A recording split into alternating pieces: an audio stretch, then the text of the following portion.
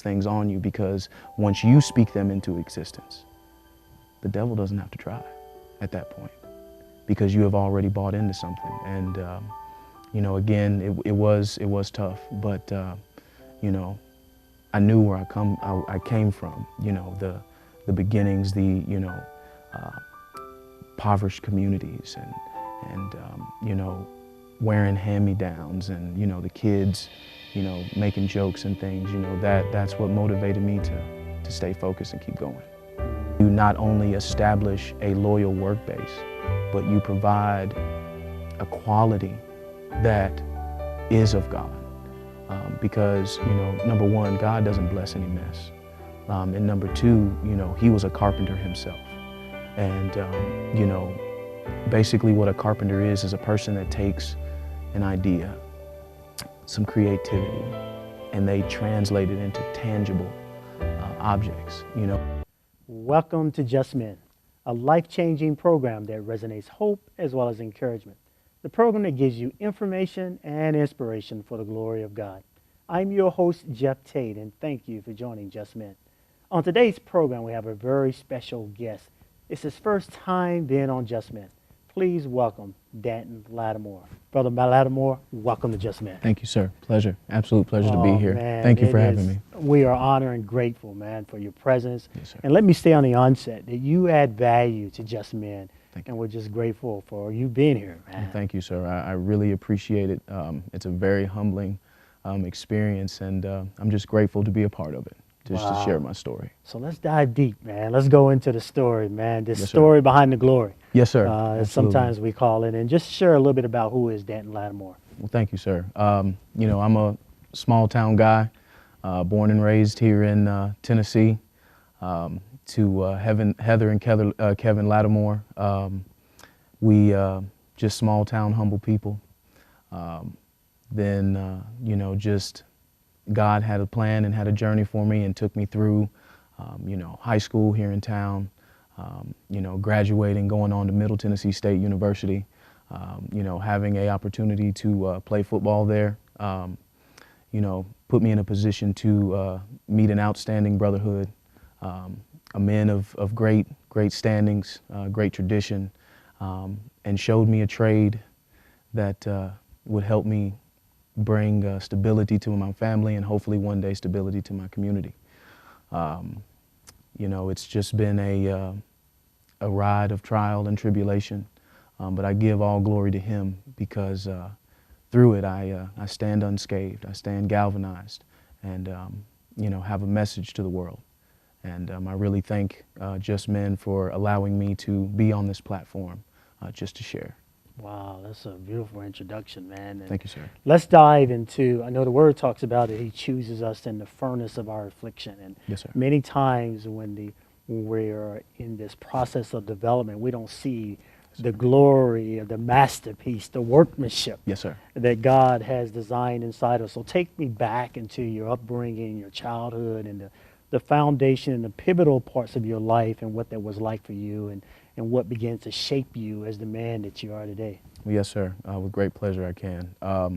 You know, my story starts with a tale of trouble. You know, my parents met each other in college. My father, who is a great man, brilliant man, the man holds 3 bachelor's degrees, a veteran, has served this country, but actually dealt with a lot of generational curses that hadn't been broken. And it had a rough turnaround for me and my younger brother, but I never gave up hope. And that hope was revealed and the blessing was given when I had an opportunity to move with my grandmother. My grandmother is a stereotypical Southern Black Baptist woman who believed in tough love and keeping the man-child, as she would say, close at the feet of God. You know, growing up, there was, you know, not a lot to celebrate. She didn't have much. But the one thing that she always did was she always kept us close to God and taught us how to seek His face, how to, you know, when things got tough, when you felt like you were at your wits' end and that's all you could bear, just hold on, because your help is there. And just little stories and little situations that came about. She always had a great lesson to teach, and those stuck with me through my life. And when I found myself in turmoil with myself, God, am I doing the right thing? I see my friends out late nights and parties and things like that, but I know that that's not right. Where do I need to go? And I knew how to get there because of her. And it's amazing who and what He puts in your life that start stirring those things up, and one day they will bubble over and fruition into your purpose. Talk to me about purpose, and how do you find that, and how do you stay in the boundaries of purpose even when you don't know what it is? Well, the one thing that people have a tendency to forget is when God created your flesh, He created your soul. And your purpose is always established when you line those up. And, in my life, I always, had an outlet, and that was school, that was the books, and also sports. Played football, that was, for a guy, to hit the weights and go knock the crap out of each other for hours on end. That's a way to relieve yourself, but that doesn't necessarily fortify you, because the way that God had it for me was football was not my purpose. So he repositioned my passion, and I found it in construction. I found that taking raw material that He created and molding it and shaping it into a structure that we can use to glorify Him for 50 to 100 years was something that always resonated with me. And I always tinkered in the backyard, in the dirt, in the mud, and trying to build little things and tinker around and see how things work. But little did I know, He was teaching me about specifications. He was teaching me about details, and then before you realize it, you're in your junior year at MTSU in the concrete program, and then you realize, like, this is my purpose. So, life lessons, a life journey of staying true to who you are and never forgetting the things that you enjoy, because the passions of your heart are from Him, and they will eventually mold and reveal themselves and say, here is your purpose. Talk to me about some of the things that erode purpose, particularly when it comes to doubt, fear, discouragement, the naysayers. Talk a bit about those and how you're able to overcome those points in your life in order to pursue purpose. Yes, sir. That is a great question. For me, I always use those people as motivation, because negativity, it's been proven in science. If you lock a flower in a room, and don't give it any sunlight, it'll diminish. If you give it sunlight, it will grow. Now, at the same time, if you speak negative things to that flower, it diminishes. If you speak positivity, if you speak love, if you speak life, it blossoms. And at times I felt that I never had that. You have your support of your family, but people become complacent and think, well, that's not enough. And that was my doubt. It was, I know my family has my back. I know God has my back, but, do the people have my back?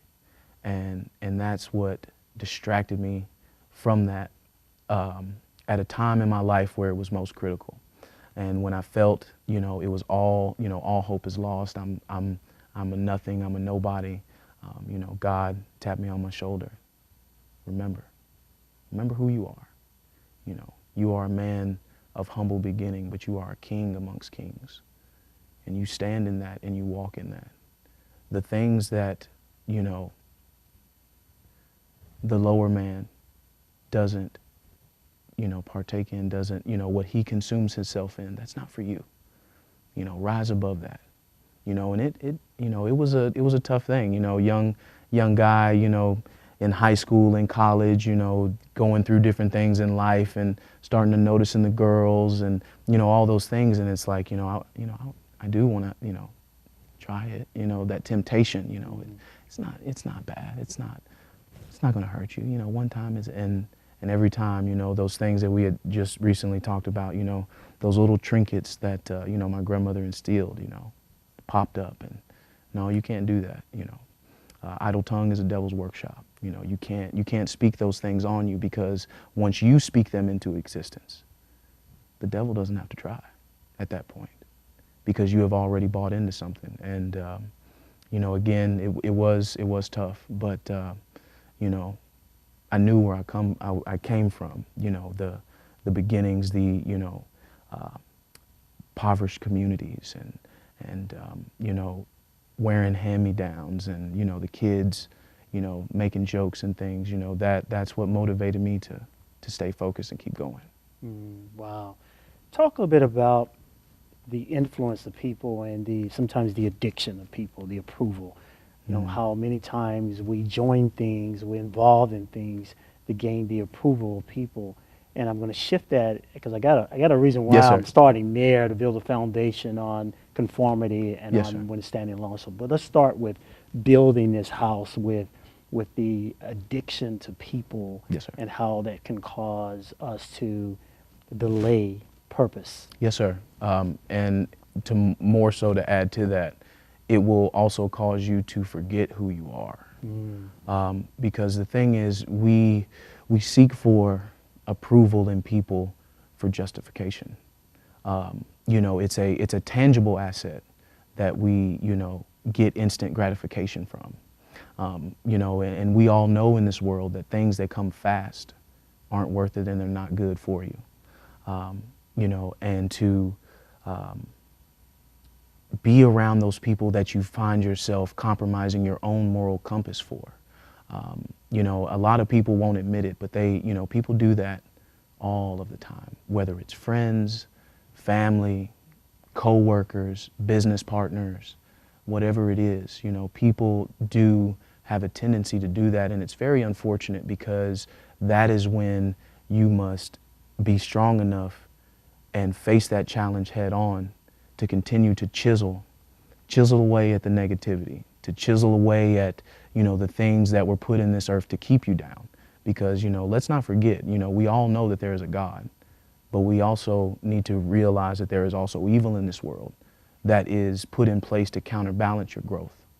And, you know, if you can resist it, if you can maintain, to be disciplined within yourself, you know, you know, the saying is it takes 21 days to start a habit.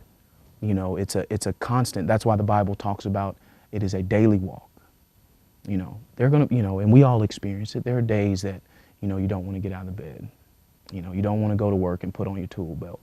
You know, you don't want to, you know, put on your scrubs and go into the hospital. You know, but you have to remind yourself every day, you know, who are you really serving?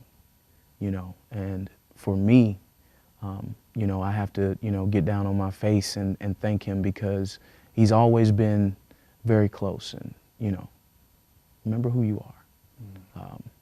And that's one thing that people have to do. You know, and for those people who don't know who they are, my advice to them is to just be still, to be silent. Because whether you believe it or not, you have him in you. Because that's the thing, it's an acceptance of him. And even if you have not accepted him yet, he's trying to talk to you. So just be still. The answers are there. Wow, that's beautiful. I know Paul writes in 1 Corinthians 3:16, know you not that you are, Yes, sir. you know, that you are the temple of God. Yes, sir. And that the Spirit of God dwells inside of you. Yes, sir. And you're right, so many of us forget or do not know what we carry on the inside of us. Yes, sir. The word says we are the habitation of God. Yes, sir. The Christ in us, the hope of glory, the word talks about.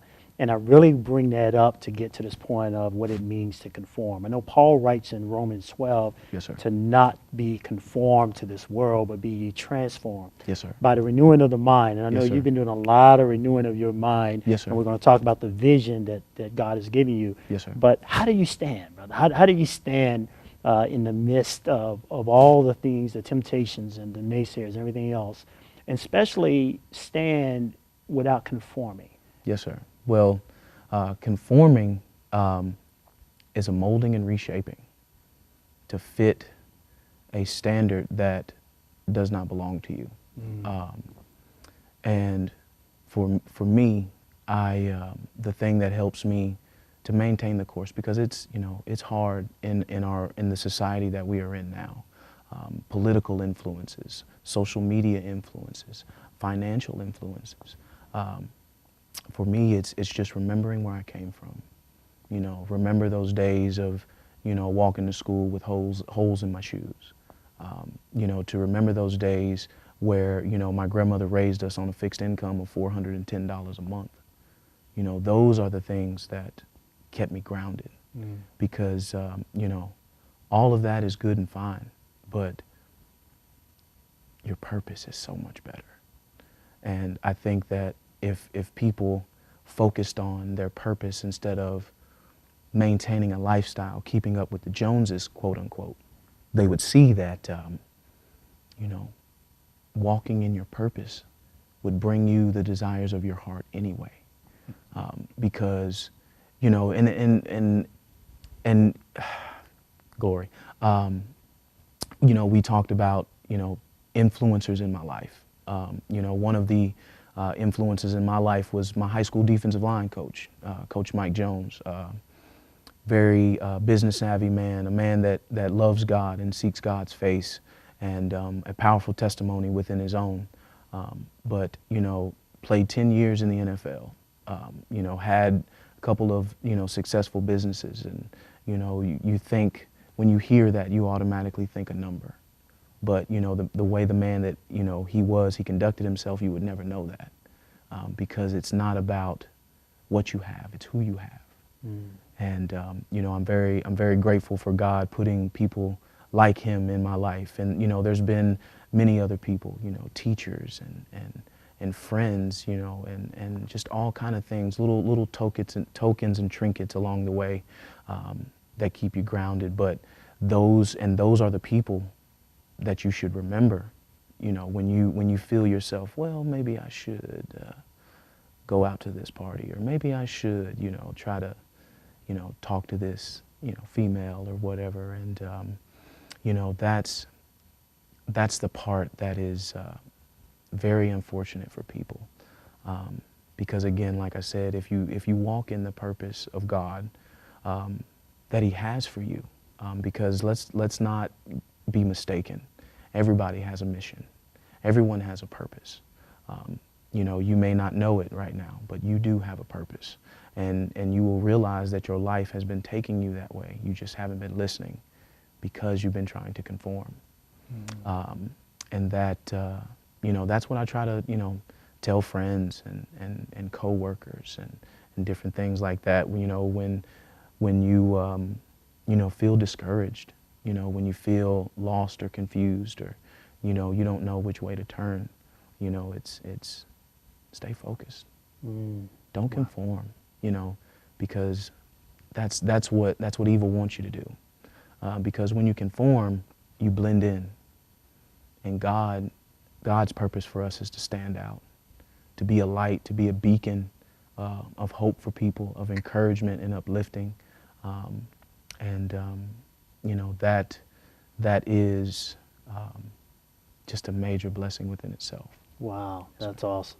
You, as we were talking offset, and I just seeing the light in you shining brighter than the light is on you. Yes, sir. And that light has carried you into your purpose and a vision. Yes, sir. So I want you to talk a little bit about this vision, and also what you're doing with this vision, and how it's lining up in terms of you providing service through love. Yes, talk sir. About it. I'll start with my profession. What I do on a day in, day out basis, I'm a construction superintendent. I work for a local company here in Nashville, RC Matthews Contractor. Great company, Christian-based company. And it's beautiful because it's a third-generation family-owned company, you know, starting from humble beginnings and rising in the ranks, so to speak. And, you know, going through my life, you know, I've always asked, you know, God, show me my purpose. What would you like me to do in this world? I am yours to do with as you wish. And he gave me a word and he said, build. And I thought about that, build. You know, and he's, you know, when he said that, you know, he wasn't talking about a structure. And I feel that my purpose in life is to be a builder of men. You know, to come from humble beginnings and now stand in meetings with executives, you know, discussing contracts and negotiating outcomes of different scenarios and different things like that. It has been a journey of building myself, you know, to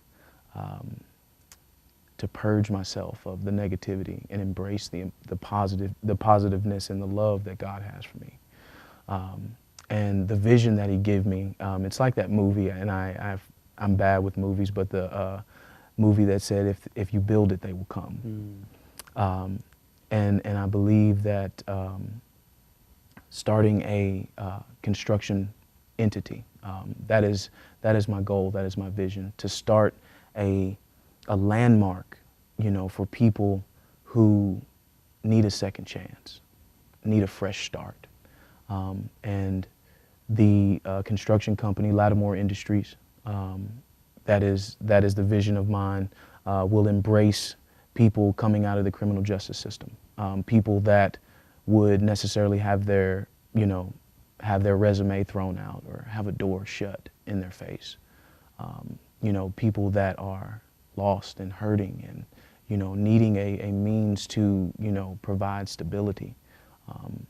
You know, that is what I want to bring to the community. I want to give people an opportunity to learn a trade, to learn a skill set, but at the same time have the means to take care of their families, to, you know, make an honest wage so you can lay down and sleep calmly and peacefully at night.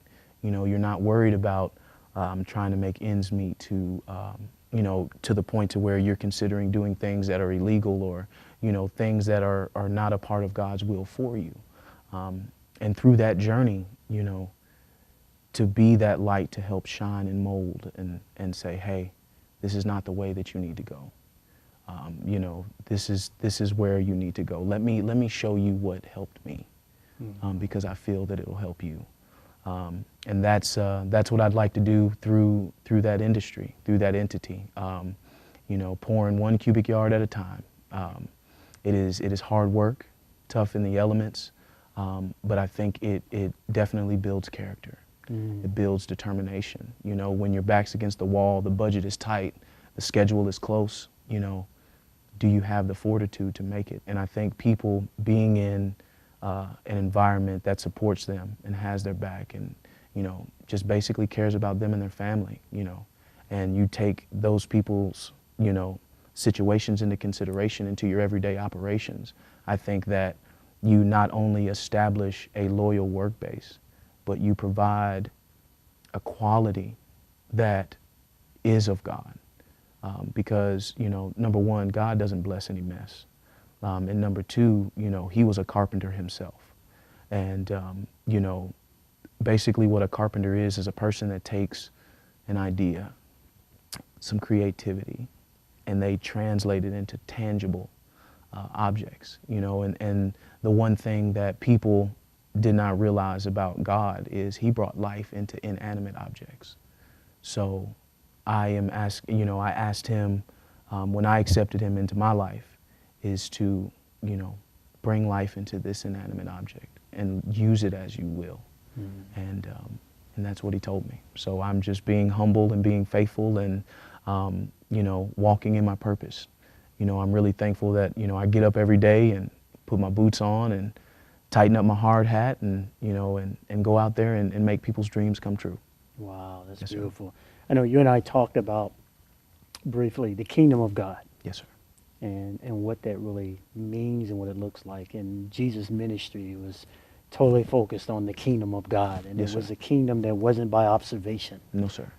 It was a kingdom that dwells within. Yes, sir.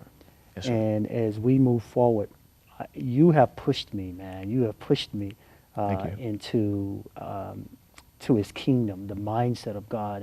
And I use the word push as an acronym. Yes, sir. The P in push is for power. Yes, sir. The U is for unity. Mm-hmm. The S is for supervision. Yes, sir. And the H is for holiness. Yes, sir. The Holy Spirit comes in to push us into our destiny, man. Yes, sir. To give us power. Absolutely. To give us unity. Yes, sir. To give us supervision, Vision. boundaries. Yes, sir. Yes, sir. And to bring on holiness. And the fruit of holiness is that union with God. Yes, sir. His purging, as you talked about, his chastening, as Yes, sir. Hebrews talks about it, so that we be partakers of his holiness. And, Yes, sir. But what's amazing about God is that he said, I chose you before the foundation of the world to be holy Yes, and sir. without blame Yes, sir. in love. And so when we start operating from that premise, Mhm. that we're already chosen, Amen. Yes, sir. that destiny was placed on the inside of us, and all we got to do is, you say, be still Yes, sir. and know that he's God.